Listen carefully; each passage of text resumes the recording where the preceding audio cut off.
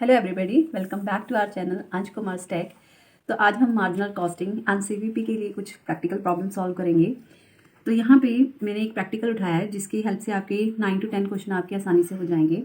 तो यहाँ पे जो भी मैंने फॉर्मूलाज यूज़ करे हैं वो ऑलमोस्ट आपके पूरे चैप्टर में वही फॉर्मूलाज यूज़ होने वाले हैं। तो अगर आप इस क्वेश्चन को ध्यान से कर लेते हैं तो आपकी जो भी प्रॉब्लम है वो आसानी से सॉल्व हो जाएंगी। ठीक है जी, तो स्टार्ट करते हैं। यहाँ पे मैंने जो क्वेश्चन लिया है, यहाँ पे 2 ईयर की सेल और 2 ईयर का प्रॉफिट आपको गिवन है। तो यहाँ पे जो सेल और प्रॉफिट की हेल्प से हमें कम से कम 7 पॉइंट को फाइंड आउट करना है। तो जहाँ से फर्स्ट पॉइंट है यहाँ का पीवी रेशियो। तो पीवी रेशियो को फाइंड आउट करने के लिए यहाँ पे जो फॉर्मूला यूज़ होना है that's your change in profit divide by change in sale. तो चेंज इन प्रॉफिट के लिए वैल्यू कहाँ से लेनी है आपने, जो यहाँ पे आपको प्रॉफिट दिया है 2021 और 2020 का, इसका डिफरेंस देखेंगे तो that is change in profit and change in sale. तो वही मैंने लिया है। तो प्रॉफिट है आपका 25 माइनस 20 और 1,70,000 माइनस 1,50,000 की सेल। तो डिफरेंस करने के बाद आपका जो भी सॉर्ट आउट किया तो 25% आपका पीवी रेशियो आ गई। नेक्स्ट पॉइंट वहाँ से पूछा गया आपका ब्रेक इवन पॉइंट। तो जैसे कि ब्रेक इवन का पॉइंट का फॉर्मूला यहाँ पे जो चैप्टर में यूज होता है that is fix cost upon PV ratio. एक और फॉर्मूला होता है ब्रेक इवन पॉइंट का, fix cost upon contribution per unit.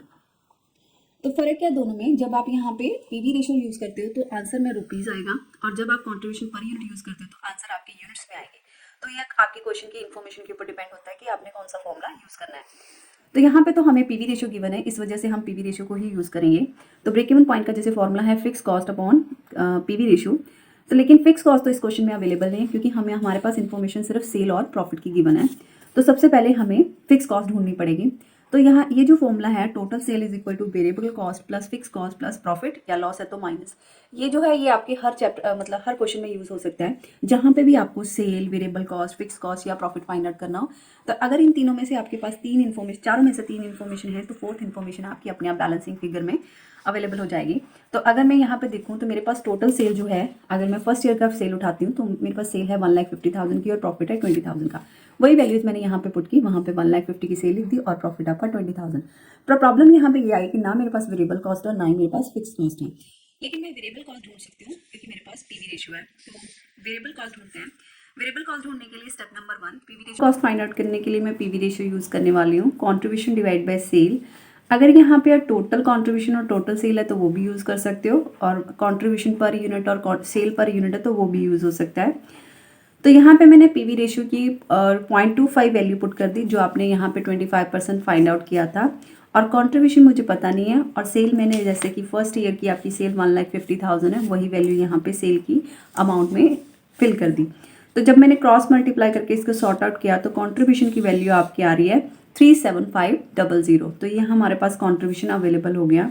Step number 2, लेकिन हमें तो वेरिएबल कॉस्ट चाहिए, तो स्टेप नंबर 2, कंट्रीब्यूशन का फॉर्मूला होता है सेल माइनस वेरिएबल कॉस्ट। फिर मैंने अगेन वही सेल 1,50,000 की डाली, कंट्रीब्यूशन आपने फाइंड आउट किया था, तो बैलेंसिंग फिगर आपकी वेरिएबल कॉस्ट आ गई, दैट्स योर 1,12500 की वैल्यू है। ठीक है जी, तो इसकी हेल्प से हमारा वेरिएबल कॉस्ट आ गया। अगर मैं यहाँ पे वेरिएबल कॉस्ट को पुट करती हूँ इसी फॉर्मूले में, again total sale plus variable plus fix cost plus profit, तो सेल मेरे पास अवेलेबल है, वेरिएबल कॉस्ट मैंने फाइंड आउट कर ली यहाँ से, और आपका प्रॉफिट है 20,000, तो ऑटोमेटिकली आपकी बैलेंसिंग फिगर फिक्स कॉस्ट 17500 की आ गई। ठीक है जी, तो इसकी हेल्प से आपका जो ब्रेक इवन पॉइंट है वो सॉर्ट आउट हो सकता है। तो ब्रेक इवन पॉइंट को सॉर्ट आउट करने के लिए अगेन मैंने वही फॉर्मूला लिखा है, fix cost upon PV ratio. Fix cost मैंने फाइंड आउट करवा दी है, डिवाइड बाय आपका पीवी रेशियो हो जाएगा, और यहाँ पे आपकी जो वैल्यू आई that's your break even point in rupees, क्योंकि मैंने यहाँ पे पीवी रेशियो फाइंड आउट किया। नेक्स्ट थर्ड पॉइंट इस क्वेश्चन में आपसे पूछा गया था, sale required to earn a profit ₹40,000। Sale required to earn a profit of ₹40,000, इसका मतलब है आपको सेल फाइंड आउट करनी है और आपको डिजायर्ड प्रॉफिट बताया गया।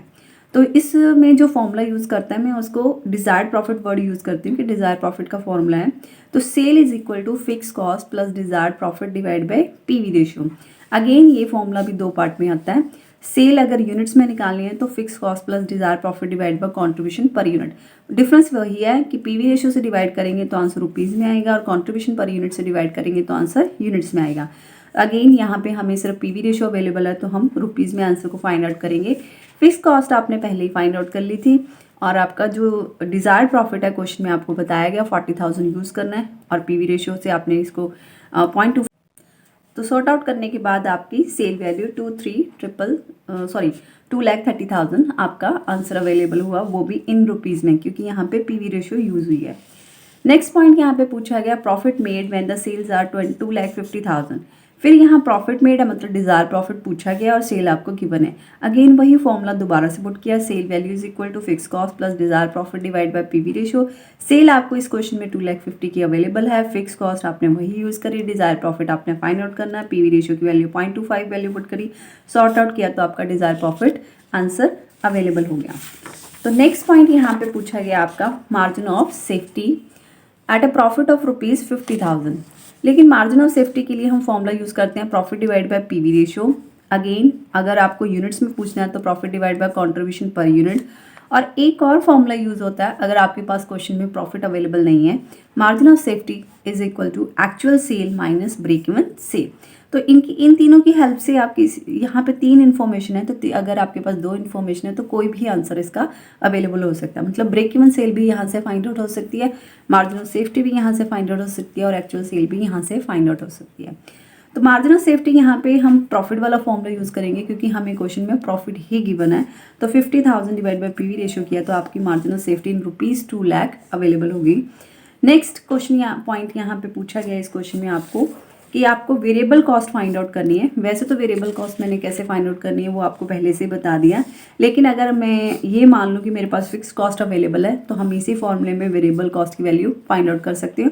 आप यहाँ पे किसी भी ईयर को ले सकते हो, वैसे यहाँ पे मैंने दोनों ईयर की सेल को लेके प्रॉफिट को लेके यहाँ पे वेरिएबल कॉस्ट फाइंड आउट करिए दोनों ईयर की।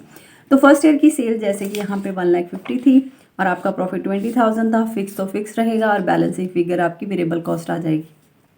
और 2021 में सेम वही उसकी सेल है आपकी 1,70,000 की और प्रॉफिट है आपका 25,000 का, फिक्स कॉस्ट वही है और वेरिएबल कॉस्ट आपकी बैलेंसिंग फिगर आ जाएगी।